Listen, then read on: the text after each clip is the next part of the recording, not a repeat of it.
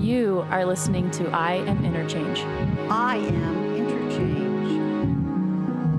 I am Interchange. I am Interchange. Fostering curiosity, education, and empathy by exploring the controversial and the provocative. I am Interchange. In June of 2017, 21-year-old Ashley HeavyRunner vanished from the Blackfeet Reservation in Browning, Montana. She took with her the laughter, joy, and brave as bear courage for which she is lovingly remembered, and left behind an oil-stained sweater and the fathomless void of questions with no answers. With more than 4 out of 5 American Indians affected by violence, twice the national average, and 1 in 3 the victim of rape or attempted rape, unmitigated violence is a disturbing and multifaceted problem. In this interview with Kimberly HeavyRunner, Ashley's devoted sister and inadvertent champion for the missing and murdered Indigenous peoples, I Am Interchange unravels the story behind the complex sovereignty designations that have left this population relatively unprotected, and explores the far-reaching impacts of MMIP loss through the eyes and hearts of the broken families left in its wake. I love my sister so much that I will make sure that her story is going to be huge and that the whole town will always hear Ashley's name. I miss her so much. It's so hard. I Am Interchange is supported by listeners like you. If you'd like to make a social investment, visit our Patreon page, www.patreon.com/I Am Interchange. That's I-A-M Interchange. Hello, I'm with Kimberly Loring. She's the sister of Ashley HeavyRunner. Morning, Kimberly. How's it going? I'm doing great. How are you doing? Doing great. Nice. Good to be here with you. Yes, it's very nice. Can you talk a little bit about where we're at right now? Yes, we are in Browning, Montana at the Glacier Peaks Hotel, and we are here because it marks 2 years since Ashley was last heard from. Who's Ashley to you? Ashley is my baby sister. Can you tell me a little bit about her? Yes. Ashley and I grew up with our grandparents out in the middle of Browning, Heart Butte area, and we lived on a ranch, and we had horses, and so with Ashley, she just, she loved to have fun and to love to laugh, and she was always with me when we were out growing up. But she was just amazing. She's so funny. She's smart. She's mean if she wants to be. Oh, my God. She had some moments. Oh, my God. Oh, I love her so much. She loved to do, like, sports. She loved to go to prom. She went to all her proms. She always, like, had, like, these... She went all out on her proms. Like, just beautiful. Oh, my gosh. She was so beautiful when she would go to her proms. She's just so welcoming. She's so nice, and... She cared so much for people, where she wanted to help everyone. She's just an amazing person. Yeah. What sort of education was she going for? Ashley was going, I think she was still doing her first 2 years. And she was still in that part where she wasn't sure what she wanted to do yet. She just kept going back and forth on what she wanted to do because she wanted to work in the forestry. And then she kind of switched up and wanted to... That's why I can't remember the last thing she told me that she wanted to do, because she switched it so many times. Yes, yeah. Kind of that young indecisiveness of early college. Yes, and Ashley wanted to help people. That's what she wanted to do. I think she really wanted to do forestry. I think that's what she last wanted to do. And she kind of had an activism side for this movement in particular. Yeah, so I remember her... So it was like 4 years ago, she told me, she's like, there's people up in Canada that are going missing, and it's all women that are going missing. And she told me that one time, and I was like, really, are you serious? And she's like, yeah. And it's making its way down here into the United States. And that's what she told me, and that was the last time that we talked about that. And that's what she wanted, to help these women. Because she told me a lot about it that time, that's what she wanted to do, and that's what she wanted to help people, and she wanted to bring these girls home. And in a way now, Ashley is bringing these girls home. She kind of led you to the movement as well. Yes, and I always give Ashley the credit because it's all her. It's not my hard work, it's Ashley's.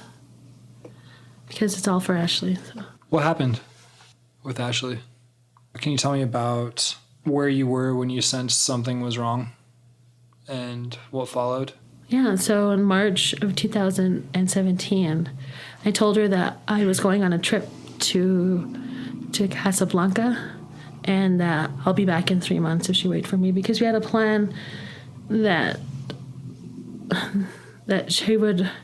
Well, we were talking on the phone, and we talked for an hour that time, and she was telling me all her problems, she told me that she wanted just a new life, and she wanted to come up and stay with me in Missoula. And I was like, yeah, that's totally fine, but I just bought these plane tickets. If you can just wait 3 months, and then you can come up and stay with me. And she said, of course she would. And she was waiting, and we talked when I was over there, and we had this plan because so on my trip, I went to Tanja, Morocco, and it's only about 8 miles from Spain if you take the little boat over. Yeah, the Strait of Gibraltar. So I was there, and we had this nice room over like the beach, and I was on the phone with her, and I told her, I'm only like 8 miles from Spain, and she was like, oh my God, are you really? And she was just so excited. And I told her that in a few months, I want you to come with me, and we'll go here, and we'll take that boat over to Spain. And she was so excited for it. And that was our trip, and that was our plan that we were supposed to do. So it was on June 6th that I last talked to Ashley, and she told me that she missed me and that she wanted to see me, and she asked me what time I'll be home. I told her that I'll be back in a day, and she said okay. And then she wanted some cash from me. Just had a lot to do that day, and so I told her to wait until I got home. So it was near the end of your 3-month trip. It was at the end because we were just packing. Yeah, we were just packing that night, and it was when I was gonna go to the airport within like 8 hours. And that's the last time I heard from her. And I asked her, "Are you home?" And she said no. And that was my last message. And I got home. I was so tired. And there was no calls from Ashley. There was no texts from her. And I was like, okay. And so I just went to work. And that's when they said they couldn't find Ashley. And we just thought she was with her friend because someone told us that Ashley was with a family friend. And I trusted him. So that, it was normal for her to be over there. And then within a week later, we got to talk to him, and he said that he last seen Ashley on the 5th. And it was almost like the 20th, I think, around that time. That's when she went missing, I guess. That's when we reported her. And they got a tip stating that Ashley was seen being chased by this man on the highway. So the tips said that they last seen Ashley. She was on Highway 89. She was getting in and out of a car from this man's vehicle. And that's why we searched that area. And we went up there and we searched, and we didn't find anything at that time. And there was a lot of cops there, and it was a Friday. And I remember I asked that man, "Are you guys going to search tomorrow?" And he said no, because no one's on the payroll. It was going to be all volunteer work the next day. And there was only 2 people that showed up from that search. Yeah. The next day. On the next day it was 2 people. Volunteer. To volunteer, yeah. And they were only for a couple hours, but that was nice. But the fact that they said, "Oh, and on the payroll to search that weekend," it was heartbreaking. I was just like, well, then I will search. And I did. And I did more than they did with my family as well. We all searched, and it was ridiculous. Who all in your family was involved early on in helping out? Who all in my family? It just kind of all back and forth with their family members. Like either it's an uncle that's helping, an auntie, or it's just a big group of my family, and to see who is strong enough to go search if they want to, you know, because it's very hard to search. It's not just the thought of if we find her, and it's too hard for some people to do that, and well, like in the family, you know, and it's fine if they don't want to search, but because it's really hard to search. But yeah, it's not that many people that searched with us. We only had a few people. I think the most we had search at one time was like 12. And they were friends and family? Friends and family, yes. So we searched, and we also have some people from Browning that would go on their own and search as well. Yeah, and there's some people that I don't even know that would search as well on their own. When Ashley first went missing, what were kind of the thoughts going through your mind? So when Ashley first went missing, I didn't know what to do. I was just like constantly messaging her. Just get mad at her. I'm just like, why are you like, I was just mad at her because I didn't know what she was doing. And then it turned into weeks. And I just remember just pleading with her, like on my Facebook and on Facebook posts, like, just come back. I don't know where you're at. You thought she might have been upset with you? I didn't know what to think. I just was mad because I didn't know where she's at. And I just remember just like pleading with her to come back. Like, I will pay everything for you. You know, like if we just come home. And she never did. And I remember it was like one search. I went by myself and I came back down. And I just remember like just thinking, and all of a sudden I was like, something's wrong. Like something's terrible. Something awful happened. Like I just remember like standing,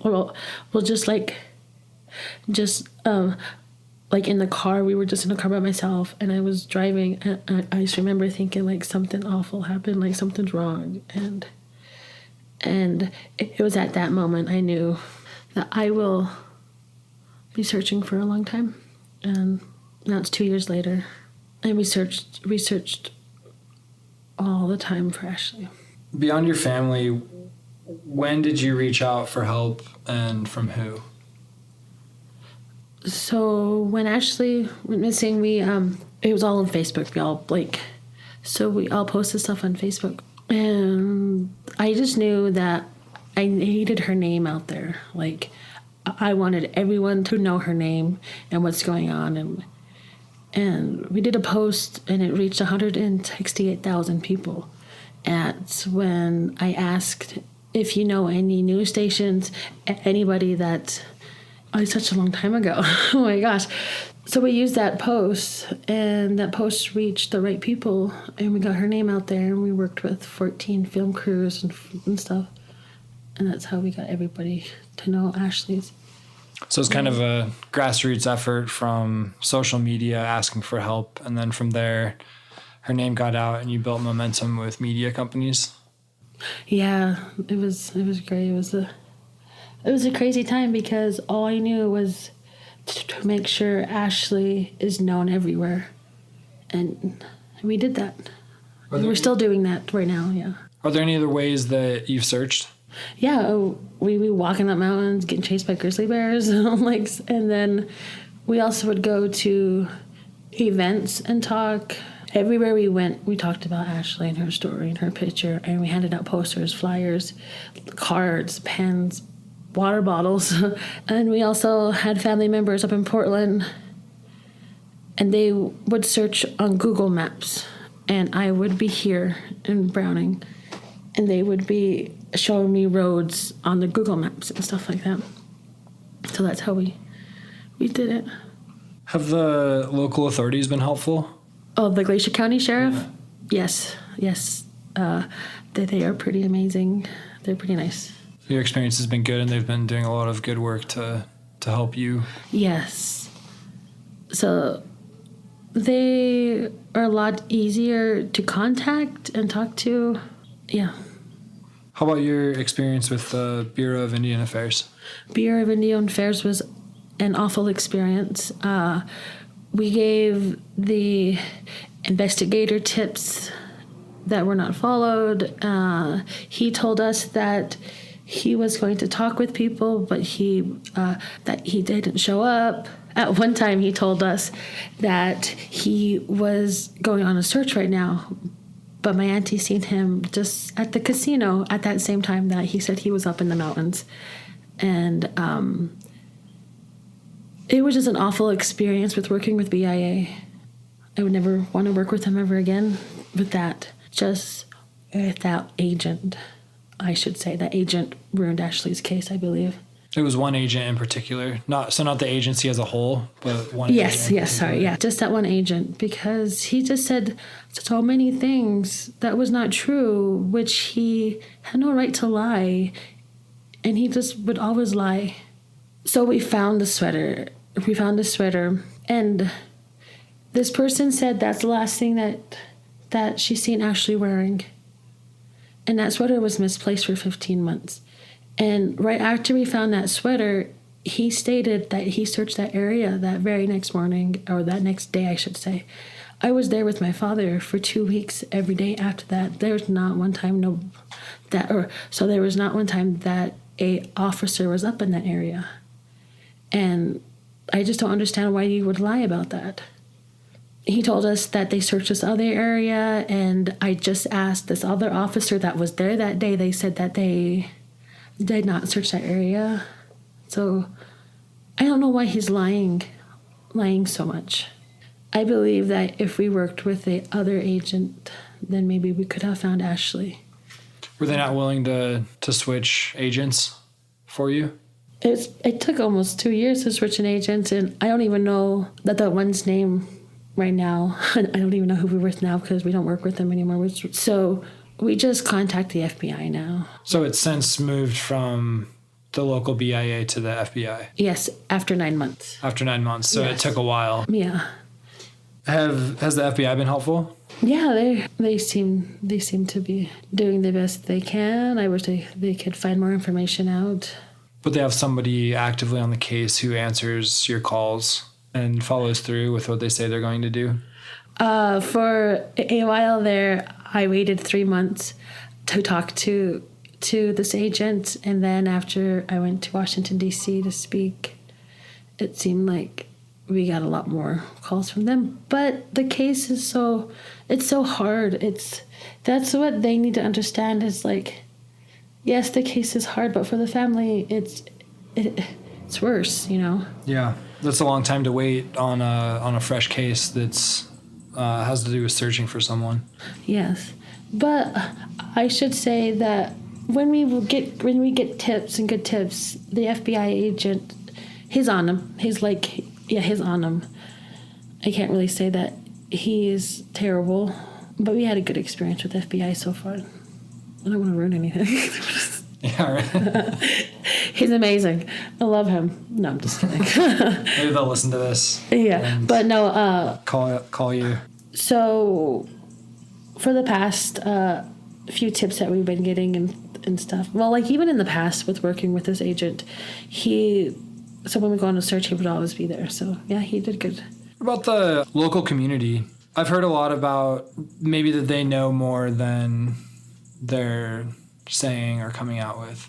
Yes. So for the past 2 years, we got we got tips from people and we got names from people, and well, the names always stayed the same, but the stories always changed, and there should be at least 24 people that know exactly what happened to Ashley. So there are people, at least 24 that you've been tipped off with, and nobody else is coming forward with more details from it?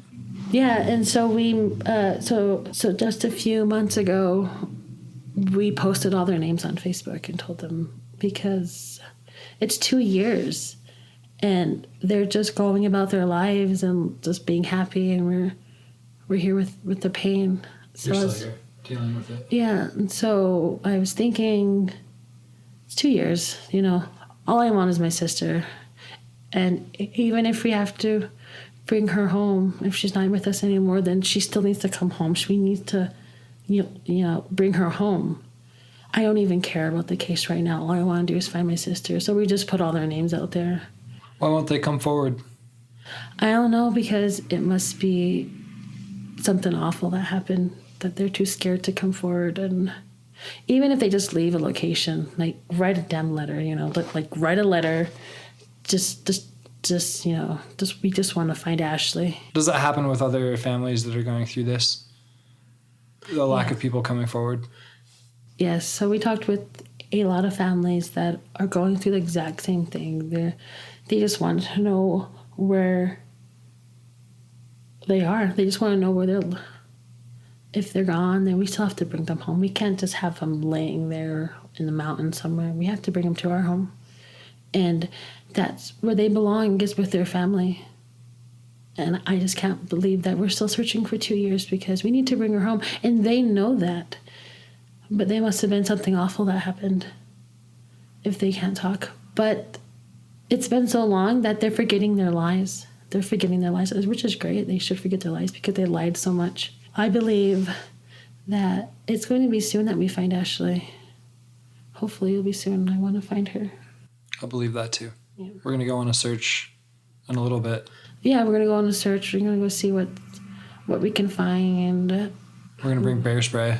We're going to go get chased by grizzly bears again because so last summer we searched with family, and we also had this guy from AP come with us, and we got chased by 2 grizzly bears, and he wanted to take a picture of them. I was like, yes, of course, you can go take a picture of that bear over there. But it was crazy. It was really crazy.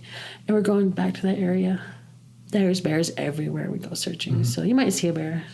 Are there any limitations to law enforcement? What's been helping, or what's been keeping the BIA or the sheriff from helping out in full force? Full force, I believe that just the lack of workers, the lack of funding probably. So on the Blackfeet Reservation, it's 1.5 million acres. And at one time I heard there was only 18 officers. For 1.5 million acres? Yeah, oh yeah. My gosh. So it's ridiculous. You can do a lot here because there's not that many officers.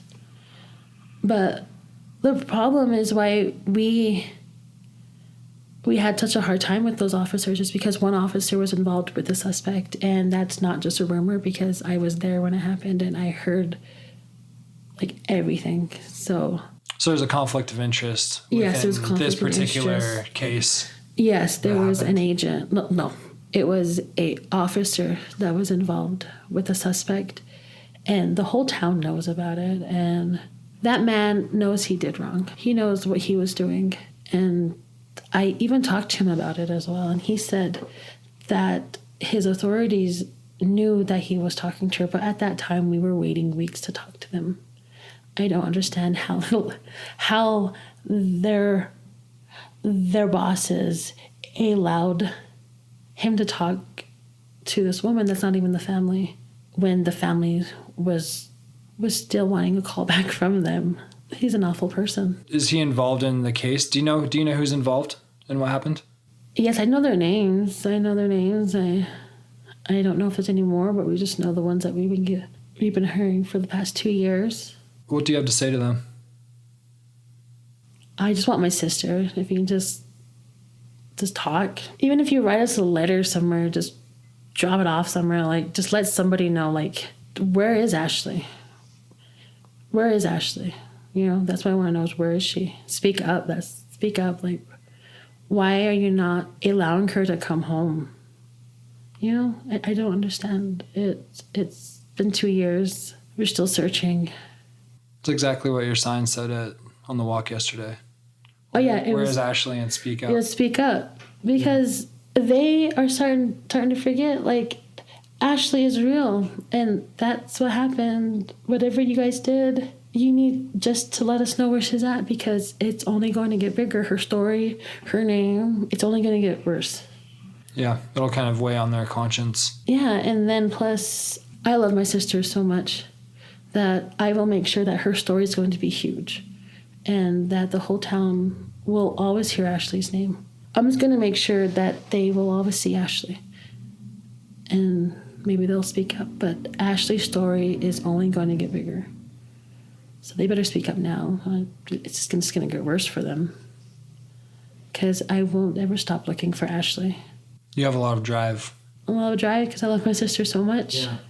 Yeah, it's really admirable. So I know that if I was in her place, I know Ashley would be searching just as hard. She would go in their house and start start fighting people. So Ashley, she was just so brave. She didn't care at all. She's just okay, so brave. I think she would have been worse. She would have been a great person to look for someone. And that's why I keep wanting to search, because I know that I could have been just like her if she was to search for me, because that's my sister and we've been through a lot growing up. We were talking about a little bit of your momentum, and with that you mentioned a little bit ago about your trip to DC. Why did you go? What was there? We went to go speak at the Senate. It was just a hearing for MMIP, and we were asked by Senator Steve Daines to come and share Ashley's story. And all I thought was, this is great because we're going to get Ashley's story out there more. And which is crazy is because they actually talked to the Department of Justice person, the FBI person, and the BIA. And they spoke first on the hearing panel, and then the next one to speak was our panel. And right after we spoke, I made sure to let them know what is wrong with Ashley's case, what happened to Ashley and what really went on in her case, with the officers involved in the case, when they lost the sweater for 15 months. And which is crazy is right after the hearing, I just turned around and I ran into the BIA guy, and he told me, hey, I just made a phone call and we located that sweater.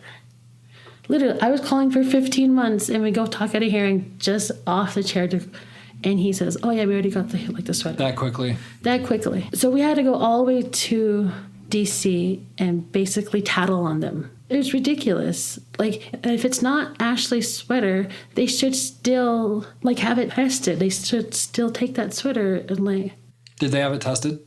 It's still in the labs, they said. I'm not sure what, but that man just called for one phone call and they found it. Yeah, when we've been calling 15 months. 15 months is a long time to be looking for a sweater, which was identified by so it was this woman that said that she's seen Ashley last in this cafe, and she had her head down and she was holding, or she was he was with these two men, and she had that sweater on and she was looking down at the floor. And the only reason that she knew it was Ashley is because those men said her name. And that woman said this sweater had stripes down the sleeve and a big heart in the back, and there was a rainbow. And we found that sweater. It was underneath this board in a dump up in the mountains. And when we called the police, it took 2 hours to get up there. It was 2 officers, and all they did was measure how far the sweater was from the open area of this knife they found on the ground. Which this knife didn't even look like it was anything. It's a dump, so that knife just looked like it was just laying there from trash, Mm-hmm. And then I thought that after we found that sweater, then they would have more cops there to search the area. But they just said, "Oh yeah, we're just gonna take this sweater," and they just left. And I waited for them to come the next morning, and nobody was there. The next day, 2 weeks, no one went there. You thought it would have been... I thought they would search the area more, because this person said, I last seen Ashley wearing that sweater. And they're like, oh. And then the sweater was stained with oil stains. The first tip that we got, the first tips that we got, they said that Ashley was placed in a oil barrel. And the sweater was covered in oil. So there was not one cop there the next day. And it stated in paperwork saying they searched that area. Well, where were you? Where did you search? I don't understand. Why they didn't search that area. If the sweater was too old, then still go and search that area. because it could be something up there. And when we searched that area, the next couple months, every time that we searched, there was somebody flying in there, with a truck and flying out. It's just ridiculous. I don't understand why they didn't want to search the area when a person said she's seen Ashley and that man said her name with that exact same sweater. And that girl cried when she seen that sweater. She's just bawling her eyes out saying, that's the sweater I seen Ashley in. Yeah, it doesn't seem like there would be a lot of sweaters like that. Hannah's Act also recently passed in Montana. Well, my understanding is Hannah's Act will... I know that they'll bring somebody in to work with MMIW cases, right? Right. Yes. I think that's great because that's what we need. Yeah, it'll basically it's centralized around jurisdiction. The sheriff from the U.S. government and the sovereignty of reservations. There's jurisdictional roadblocks that had been in place. And my understanding of Hannah's Act is when there is a case for MMIW, that the U.S. government will provide someone to the case to help expedite the process with names on missing people lists and just to help solve all these gaps that have caused this systemic problem on the reservations. Mm-hmm. Do you think that is enough? I think it's a good start. I think it's a good start. It's a good way to figure out what's going on and what's a problem. I think it's great. And I think Hannah's mom did a great job. She did a great job with this because she worked very hard. And I'm very proud of her. She's just an amazing woman because I got to talk to her when I first sat on a panel to talk. She sat with me and she told me her story about her daughter. She was just so strong and so powerful because at that time she had cancer. She was just so strong and she gave me hope. But my first time sitting on a panel to talk about Ashley is I got to sit next to her and talk about her story as well as Ashley's story. It's just amazing to meet these people and these families because it takes a lot of strength to talk about these stories and what happened and what's still going on. That we're going through all the same things in just different ways. I'm just so proud of them because it takes a lot. It takes a lot to do this. I don't even know how I'm able to do it, but I am. So, yeah, I'm glad that they are still saying their names. What advice would you give yourself if you were to be sent back to the beginning? I don't know. I'm still thinking. So if I could go back in time, and the advice is to start recording everything, start writing everything down and take all the tips down and everything and keep everything organized, because that's the main thing is if you go through this, you want to keep everything documented and into place because now if I want to look for something, it's going to take like a half an hour because it's a lot to go look through. So that's the thing that I would tell myself is to keep everything documented. And I don't know, because at that time, it's just so hard to say because it's heartbreaking. So when Ashley first went missing, we were just shocked and still shocked. I think I'm still in. It's like grieving, grieving throughout this whole 2 years, and it's just ridiculous. But I would tell myself I would just keep doing it because I did the best I can, and I'm still doing the best I can. So that's why I would tell myself, just keep going. But just keep everything documented and in place. Keep it organized. Yeah. Be organized, well documented, allow yourself space to grieve and to stick with it. That's the main thing that you have to do is that you have to remember yourself. Like to always take time for yourself. So back then, there's times where it was just all about Ashley.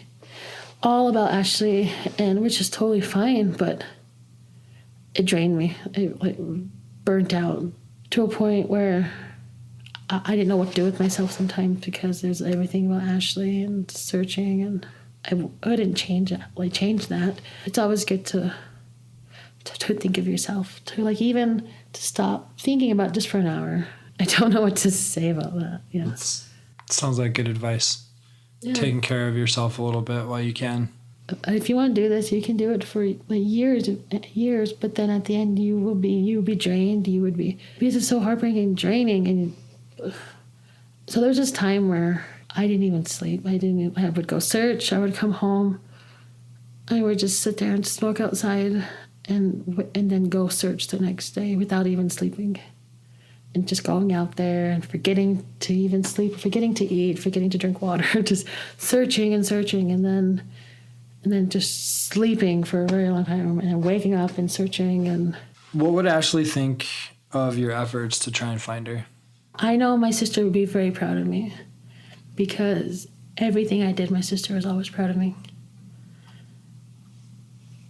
And I mean, my sister would be very thankful, but I know her, she would be like, just go live your life, you know, but I can't do that.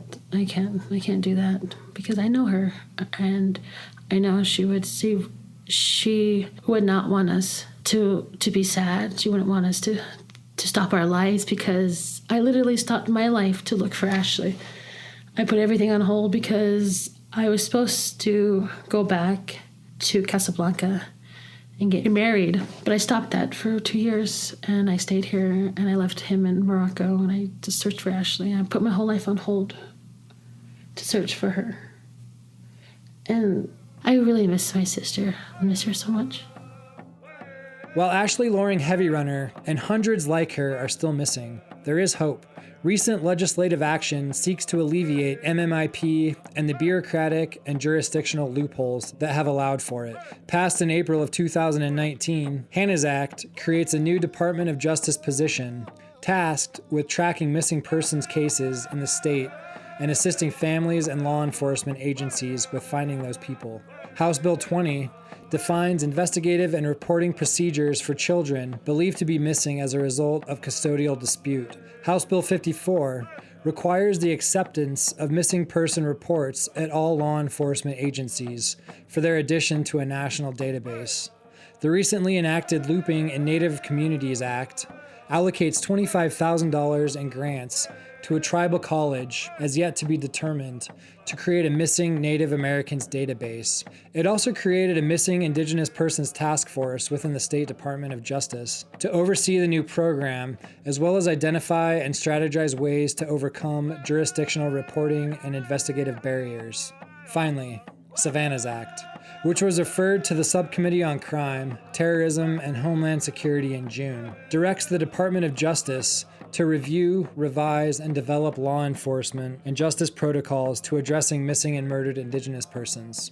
It is the goal of those championing this legislation, committed individuals throughout law enforcement, and civilian communities that these steps, however small and overdue, begin to challenge the overwhelming numbers, create solutions where there was chaos, and bring closure to the growing number of families directed by MMIP throughout the country.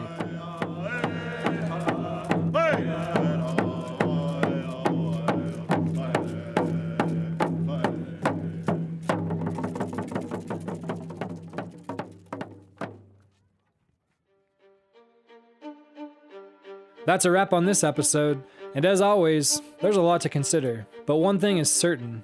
As humans, we approach big topics from very different angles.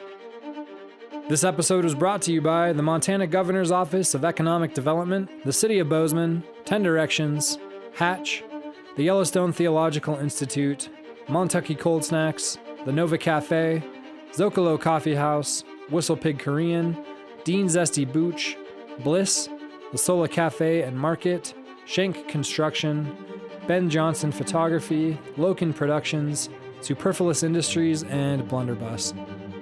A shout out to our editors and media team, Pat Loken, Jessup Sandoval, Allison Gregory, Shannon Hughes, Jessica Byerly, Jacob Desch, Nathaniel Johns, and Nicholas Hill.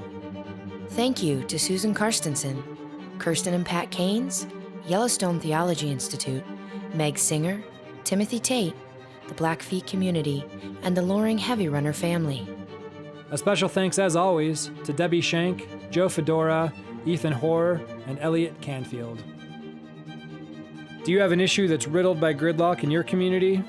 We want to hear from you. Shoot me a message at tate@iminterchange.org. That's tate@iaminterchange.org. Until next time, share airtime and don't ruin dinner.